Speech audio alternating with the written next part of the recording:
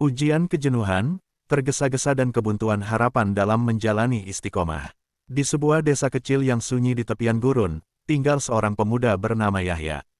Ia adalah murid dari seorang sufi tua yang dikenal dengan nama Syekh Salman. Sejak beberapa tahun, Yahya menempuh jalan suluk, bangun di sepertiga malam, berzikir, menjaga lisan dan hati, serta menjauh dari hiruk-pikuk dunia. Namun, setelah sekian lama, Yahya mulai merasakan sesuatu yang mengganjal di dadanya. Ia bangun pagi dengan hati yang hampa. Zikirnya menjadi rutinitas tanpa getaran.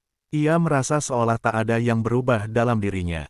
Akhlaknya masih biasa-biasa saja, jiwanya belum merasa tenang seperti yang sering dikisahkan oleh para wali. Suatu hari, Yahya duduk di depan Syekh Salman dengan mata tertunduk. Ia berkata, "Wahai Syekh, aku telah berusaha istiqomah, tapi aku mulai merasa jenuh.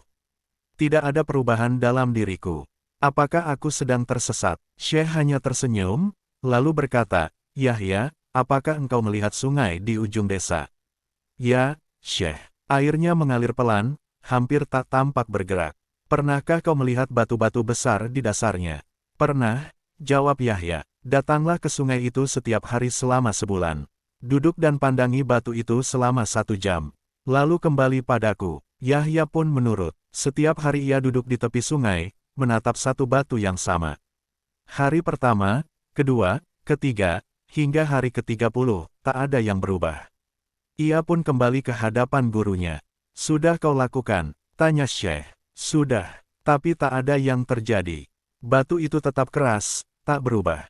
Syekh tersenyum. "Lalu kau kira, aliran air itu sia-sia hanya karena kau tak melihat perubahannya hari ini? Tahun depan, 2 tahun lagi, 5 tahun, batu itu akan berubah bentuk.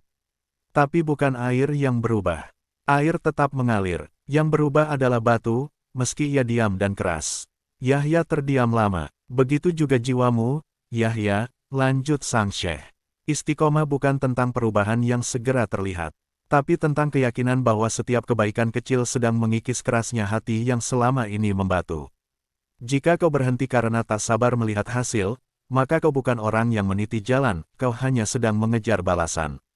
Yahya menangis. Untuk pertama kalinya ia mengerti bahwa yang membuat lelah bukan langkah, tapi harapan untuk segera sampai. Dan sejak hari itu, ia tak lagi berjalan untuk berubah. Ia berjalan karena Allah adalah tujuan. Dan langkah itu, yang tak terlihat pun, tetap bernilai di sisinya.